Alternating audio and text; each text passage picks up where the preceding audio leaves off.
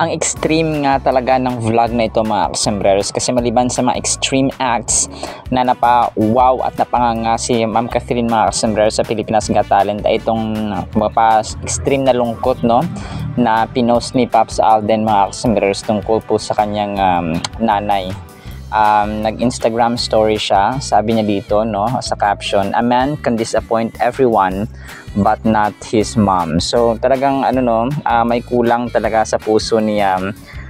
Sabi niya dito, "I miss you mama," sabi niya dito sa caption sa baba. So sobrang dito mo nakita na may pagkulang, no, may kulang talaga sa puso ni or sa buhay ni Pops Alden mga kasembreros, na with all the fame, with all the successes, with all the yung kanyang achievements niya mga kasembreros na kaliwat kanan, ay may longing sa kanyang mama, no, na sobrang extreme sadness ang kanyang nafe-feel mga kasembreros. Siguro every time na nakita siya ng tao na may mama, no, talagang he has that longing in his heart na I wish I had still my mom, na kasama niya mga kasembreros. And in addition, no, sa kanyang post mga kasembreros ay extreme naman na na strength at saka extreme na belief mga kasembreros at faith ang kanyang pinost dito sa sinabi niya na God can do it just like that, no, parang snap lang mga kasembreros ay kayang-kayang gawin ni Lord ang lahat ng bagay in an instant. Kasi ito yung sasabi natin na faith really matters, kasi dito mamadetermine kapag sa mga down moments mo, kahit na sa sa ups natin, sa ating successes, yung faith talaga andun. Kasi when you celebrate, when you are down, kailangan andun yung faith mga kasembreros, kasi when you have faith, you will still believe na nandyan ang Diyos sa iyo na kasama mo, no, celebrating the success that he has granted at saka ginawa niya para sa atin. And then ito, nag-post si Pops Alden, friend niya ito, no, na parang sa isang kainan, nakalimutan kong I take down note yung isang fan siya na parang close niya rin mga kasembreros. Siguro nagkita sila ulit, no, kung kaya nagpa-picture siya mga kasembreros. And then ito, nagpa-picture din ng ibang crew ng kainan na ito mga kasembreros, no, at parang siya, restaurant. Tapos ay yun, no, full smile ang mga crew mga kasembreros na girls po, no. Talagang sobrang happy sila kasi syempre, no, Pops Alden yan eh. Nakalimutan ko i-take down note yung sorry po, brown out po kasi kahapon, kaya medyo na late po yung ating update. And then ito, si Ma'am Catherine at saka yung mga judges po sa PGT ay meron silang isang contestant na parang drag queen siya, na kung saan ay naglambitin siya, no. Sabi ni Ma'am Catherine, nakahinga na ba lahat? Kasi nga sobrang nakakanganga at saka nakaka-suspense, nakakatakot, na nakaka-excite, no, extreme mga kasembreros ang kanyang performance na ginawa dito. Naglambitin siya, tapos parang naka-heels pa siya, no, tapos bumagsak siya, pagbagsak niya nag-split pa siya. So talagang grabing performance mga kasembreros ang kanyang ginawa, kung kaya si Ma'am Catherine ay napasigaw, at saka si Ma'am Eugene Domingo mga kasembreros ay hindi rin napigilang mapasigaw mga kasembreros habang nagpe-perform po itong si Manza. So sobrang extreme mga kasembreros. And then may isa rin silang contestant na itong si Mark, no, na parang delivery boy siya mga kasembreros, na gusto niya mag-inspire sa mga kabataan. So sobrang bitin, yung heart mo, parang naglambitin, no, parang ganon mga kasembreros, kasi nga sobrang grabing trick ang kanyang ginawa, sobrang grabing act, no, extreme ang act na ginawa niya mga kasembreros. Kasi una, nagbabike lang siya, tapos konti lang nasa ulo niya na mga mga palitaw, tapos nung dinagdagan, no, parang aabot na sa ceiling ng studio mga kasembreros. So doon na nagulat ang lahat, at saka parang kinabahan, na parang nawalan ng hininga for a moment. Tapos yun nga, tapos niya kasi medyo naawan ako dito, kasi medyo hindi gaanong kalaki ng katawan niya, tapos ang bigat ng kanyang binubuhat mga kasembreros sa kanyang ulo. So pero naitawid niya. So, at saka 4 na yeses ang kanyang nakuha mga kasombreros, no? Kasi gusto niya talagang ma-inspire mga kabataan, no, na tumulong sa pamilya, sa magulang, kasi sa hirap ng buhay. And then, sabi ni Sir Donnie dito, mag-yes ako kapag order ako ng palitaw, parang ganun sabi niya. So, syempre, no, yes na yes si Sir Donnie mga kasombreros.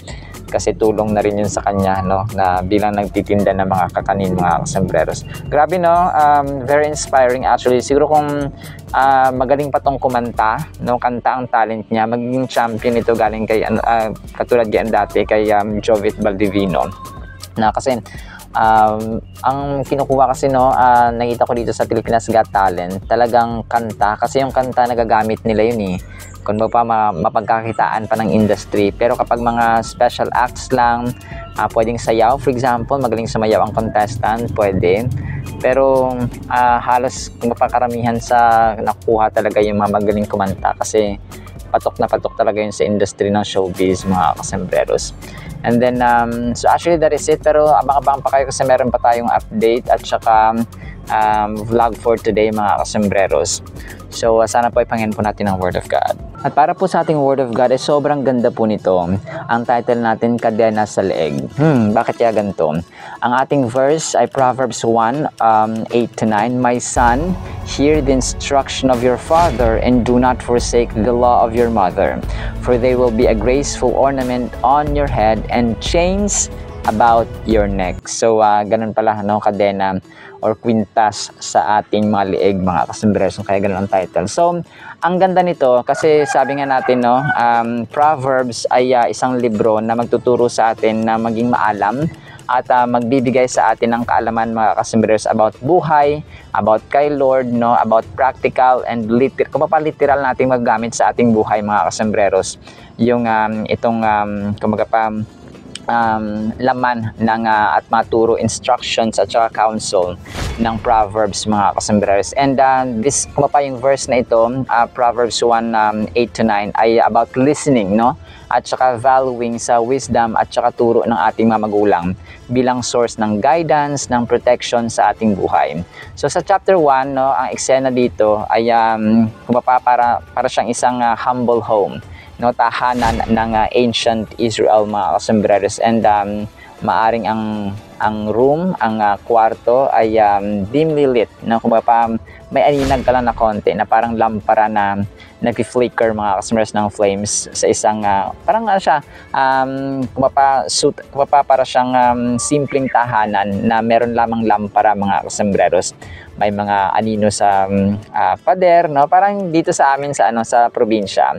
So seated around a sturdy wooden table are a father and his young son engaged in a heartfelt conversation. For example, no, merong magtatay or magnanay, for example, na nakaupo tapos nag-uusap sila, no, heartfelt conversation.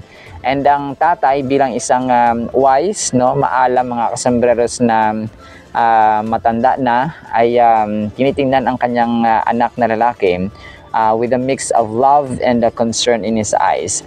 So as he imparts, no, habang ang tatay po ay nagpapaalala, no, nagbibigay ng mga valuable lessons at guidance, ang verse na ito ay nag-emphasize ng kahalagahan ng pag-honor at saka paggagalang sa mga magulang, mga customers, at wisdom ng ating magulang. And it encourages us to listen to their advice, teachings, and instructions as they have valuable life experience and insights to share.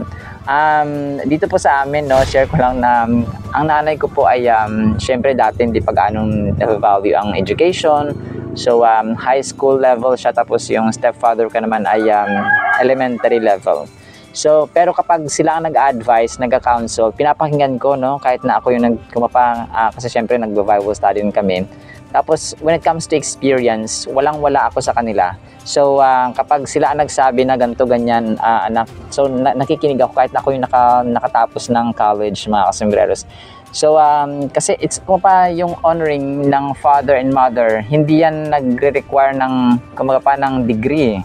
Okay? Kung mahal mo sila, at saka kasi wala namang magulang, at unless adik ang magulang mo, no, at saka may diferensya sa isip ang magulang mo, siguro mali ang tituro sa mga anak.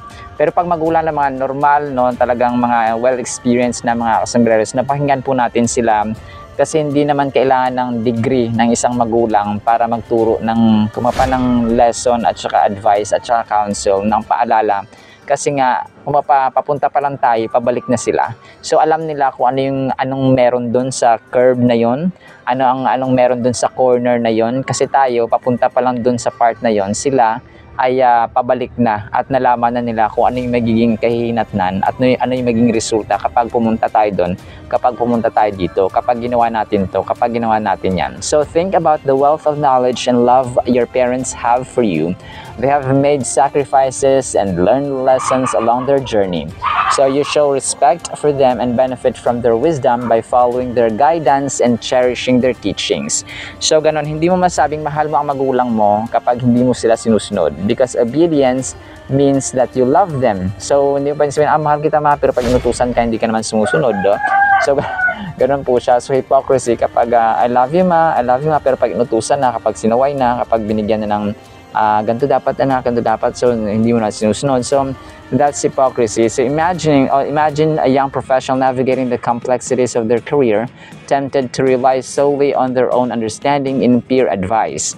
By seeking and valuing the wisdom of their parents who have trodden similar paths, they can gain invaluable insights to steer clear of pitfalls and make informed decisions. So yun ang sabi ko kanina na parang itatry mo pa lang yung bagay na yan, alam na ng magulang mo kung ano yung magiging resulta, ano yung magiging kahinatnan. So mabuti ba o masama? So ganun po siya mga. So this one, powerful reminder yung Proverbs chapter 1 verses 8 to 9 kasi may lasting worth ito no? Kumbaga pa yung desisyon natin ngayon ay magiging, kung pa ang desisyon natin ngayon ay may powerful na outcome yan sa susunod na taon or sa susunod na buwan or baka bukas.